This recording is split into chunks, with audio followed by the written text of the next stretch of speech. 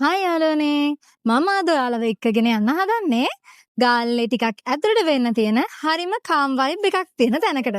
ඉතින් ඒක තියෙන්නේ ගාල්ල බද්දේගම පාරේ.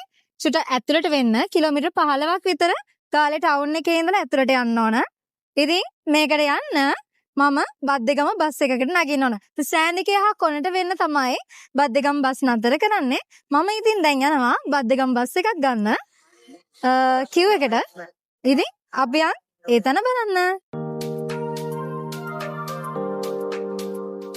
මම කහයිරෙන් පාරමාරු වෙලා මේ විදිහට බස් ස්ටෑන්ඩ් එකට යනවා.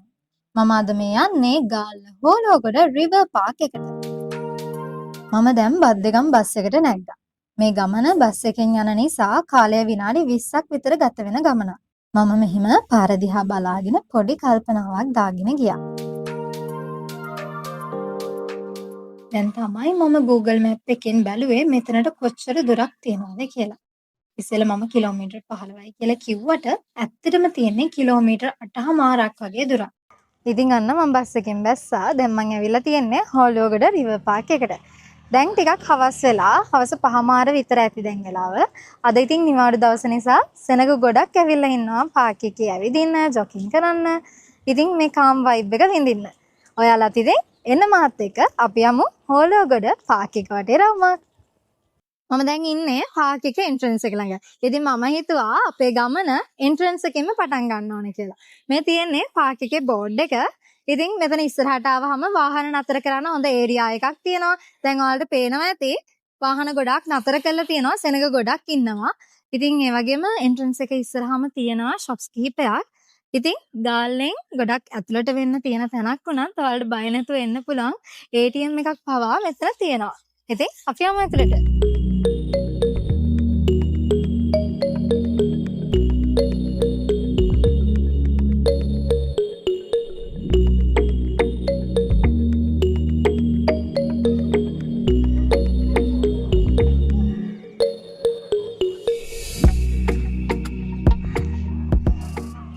ඉතින් මම දැන් පාක් එක ඇතුළට ආවා. ඉතින් කිව්වත් වගේ හරිම කාම් වයිබ් එකක් තමයි මෙතන තියෙන්නේ. ඉතින් මේ ජලාශය ඔයාලට ඕනනම් බෝට් රයිඩ් එකක් වුණත් යන්න පුළුවන්. චුටි ළමයින්ට ඇවිල්ලා එන්ජොයි කරන්න හොඳ චිල්ඩ්‍රන් පාක් එකක් තියෙනවා. ඉතින් පවුලේ හැමෝම එක්ක ඇවිල්ලා හොඳට එන්ජොයි කරන්න පුළුවන්. හරිම කාම් වයිබ් එකක් තියෙන තැනක් තමයි මෙතන.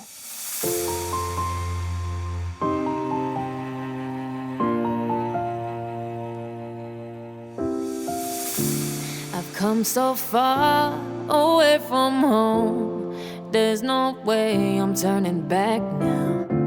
My destination is unknown, so I keep pushing, never slow down. ඉතින් මේ ප්ලේස් එක තියෙන්නේ ගාල්ල බද්දේගම මේන් රෝඩ් එකේ. ඉතින් ගාල්ල බද්දේගම අවට ඕනම කෙනෙක්ට මෙතනට එන්න පුළුවන්. උදේට හවසට ඇවිල්ලා මෙතන ජොගින් කරන්න පුළුවන්. මොකද රිවර් පාක් එක වටේටම තියෙන්නේ මේ වගේ පාර ලස්සනට තියෙනවා. ඉතින් ගාල්ලේ වෙලත් ඔයාලා තාමත් මෙතනට ඇවිල්ලා නැත්නම් ඇවිල්ලා මෙතන සුන්දරත්වය විඳින්න.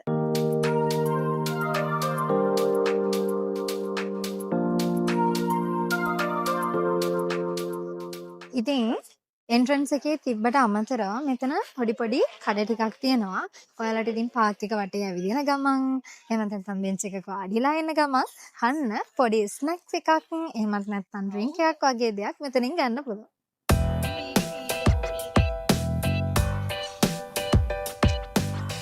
මමත් මොනවා හරි ගන්න කියලා මේ කඩපේලිය දිගේ බලාගෙන ගියා.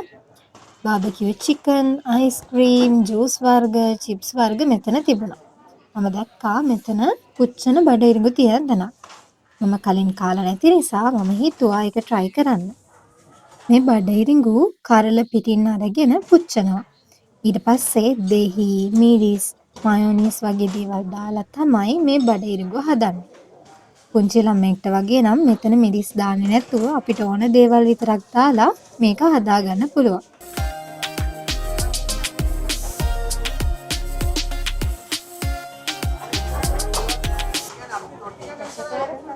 දාන්නනේ. මයොනීස් දාන්න. මගේ බඩිනු කරලා නම් දැන් ලෑස්ති. ඔන්න දැන් මේක මයොනීස් එහෙම දාලා හදනවා. මේ විදියට පුච්චලා හදන බඩිරුව කරලක් රුපියල් 200ක් වෙනවා. ඔයාලට ඕන නම් මෙතනින් තඹපු බඩිරුව ගන්නත් පුළුවන්.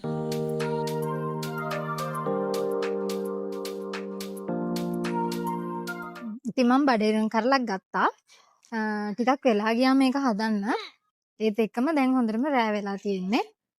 මම ෆස්ට් ටයිම් තමයි බඩිරුව කන්නේ මේ විදියට පුච්චලා. මේක රසයිද කියන්න දන්නේ නැහැ. බලමු චුටි කෑල්ලක් ආවා.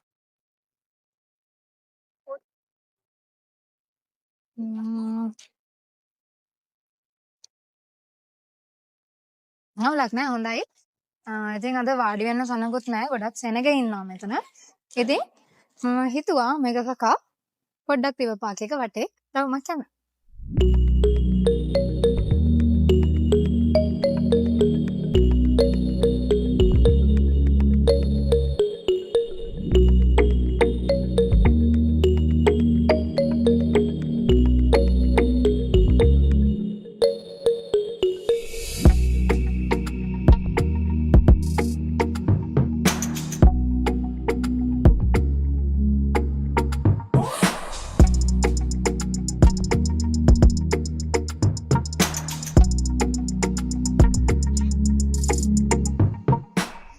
මම බඩේරිඟු කරලත් කාලා හිමීට මේ පාර දිගේ ඇවිදගෙන ආවා.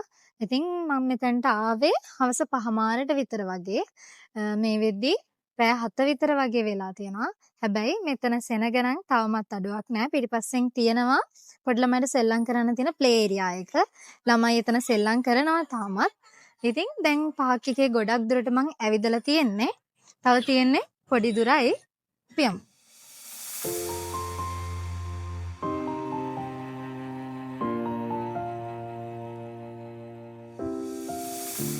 ඉතින් මේ ප්ලේ ඒරියා එකේ මම හිතුවට වඩා ගොඩාක් ඇක්ටිවිටීස් තියෙනවා පුංචි බබාලාට කරන්න. ඔන්චිල්ලා තියෙනවා, සීසෝ තියෙනවා, ලෙස්සන බෝට්ටු තියෙනවා. ඊට අමතරව මම දැක්ක ඉන්ටරෙස්ටිං පාර්ට් එකක් තමයි මේකේ තියෙනවා ඉලෙක්ට්‍රික් කාර්ස්. ඉතින් ඉලෙක්ට්‍රික් කාර්ස් පදින්න ආස චුට්ටොන්ට ඇවිල්ලා මෙතන ඉලෙක්ට්‍රික් කාර් එකක් රෙන්ට් එකට අරගෙන පදින්නත් අවස්ථාව තියෙනවා.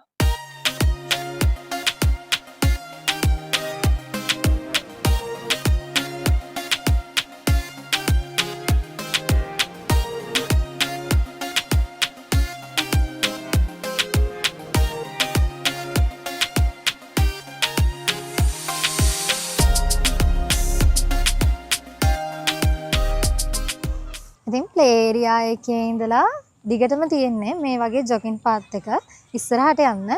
ඉතින් ඉස්සරහ තියෙනවා තව රෙස්ටොරන්ට් දෙකක් විතර. ඒව පහු කරගෙන ගියාට පස්සේ ආයේ තියෙන්නේ අර එන්ට්‍රන්ස් වන තැනමයි. ඉතින් එතනින් එක්සිට් වෙන්න පුළුවන්. ඉන්ටරෙස්ටිං දෙයක් තියෙනවා කියන්න.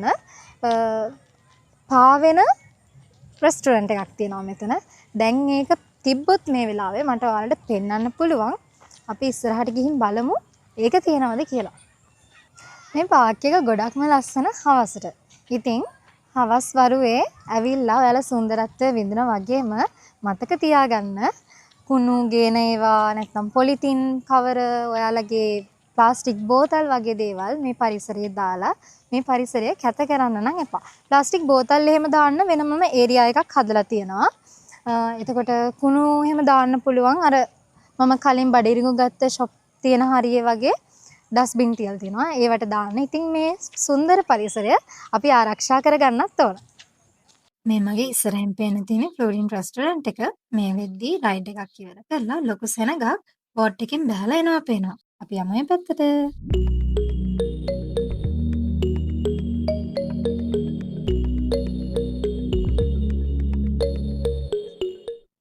ඉතින් මං කිව්වා වගේ මෙතන තියෙනවා පාවන රෙස්ටොරන්ට් එක.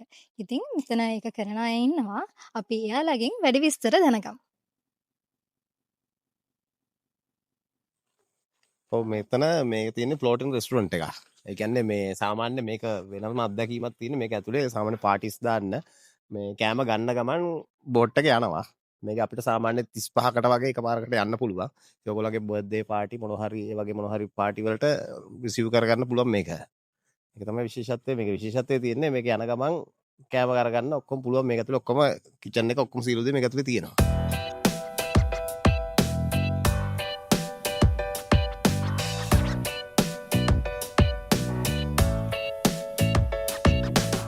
මේක හරිම අපූර්ව අත්දැකීමක් ගන්න පුළුවන් අවස්ථාවක්. මට බෝට් එක ඇතුළට ගිහින් බලන්න අවස්ථාව හම්බුණා. මේක ඇතුලේ කිචන් එක තියෙනවා.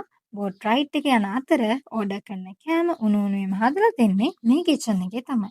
මේ වෙලාවේ මෙතන බර්ත්ඩේ පාර්ටි එකක් ඇරේන්ජ් කරලා තමයි තිබුණේ. ඉතින් මම දැන් එතනින් එළියට ආවා. ඉතින් මම අද රෙඩි වෙලා ආවේ නැහැ බෝට් රයිඩ් එකක් යන්න හිතාගෙන. හැබැයි අපි බලමු වෙන දවසක බෝට් රයිඩ් එකක් යන්න.